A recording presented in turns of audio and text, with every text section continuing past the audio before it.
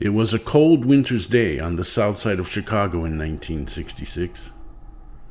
Harold and I went to see a friend, Ray, in another neighborhood. Harold played bass guitar, I played rhythm guitar, and Ray played lead guitar.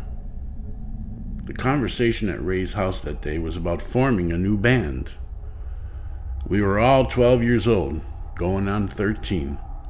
But all of us had played in bands since we were 11 years old. Veterans. During the time we were at Ray's house, snow began to fall. And by the time we left his house, it was dark outside and the streets were covered in white.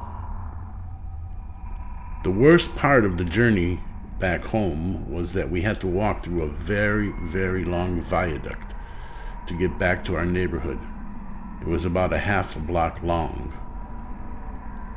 The long viaducts in Chicago are pretty spooky and scary to walk through, as they are great places for thieves, kidnappers, rapists, and murderers to hide behind huge steel beams which support the roads above. And during winter, when virtually no one is outside at night, it is even scarier. Harold and I walked through the viaduct quickly and came out on the other side to South Chicago Avenue. Bessemer Park was on the other side of the street. It looked beautiful, all covered in snow. As we crossed the street, there wasn't a soul or car in sight. We walked along the park, being the first to put our feet in the newly fallen snow. The only sound we heard was the two of us breathing and the noise our shoes made walking in the snow. We walked along Bessemer Park for a bit and then turned left when we got to South Marquette Avenue. No one was outside. When we got to East 88th Street, we turned right to walk to South Muskegon Avenue, which was just a few blocks away.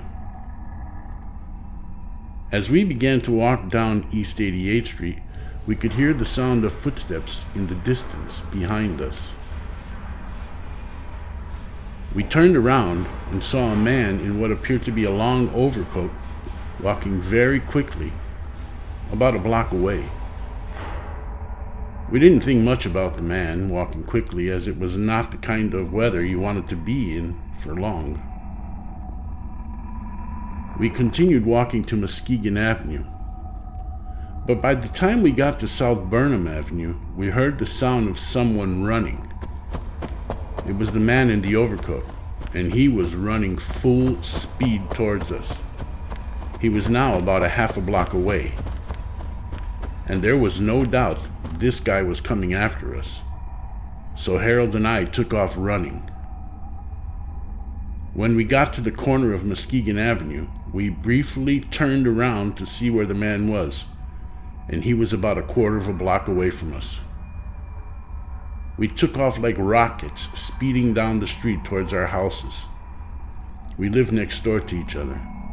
My house was first and then Harold's. We were both yelling, "Go, go, go, go!" And then we separated when we got to my house. Harold continued running to his. I ripped open the first door to my building and I could hear the man close behind me. I pushed the second door open, reached for the buzzer of our apartment and pressed it as hard as I could, and ran up the stairs screaming for my mother to open the door.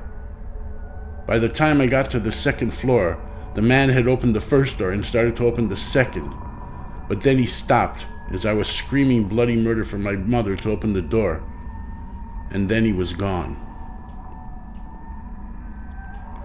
When my mother finally opened the door, which seemed like an eternity, but was only a matter of seconds, I rushed in and told her to lock the door. She asked me what the hell was going on. I told her some guy was chasing us on our way home. I then grabbed the phone and immediately called Harold. He answered the phone, breathing heavily, and said he was safe. We talked a minute or so about the insanely scary experience and made plans to meet up the next day.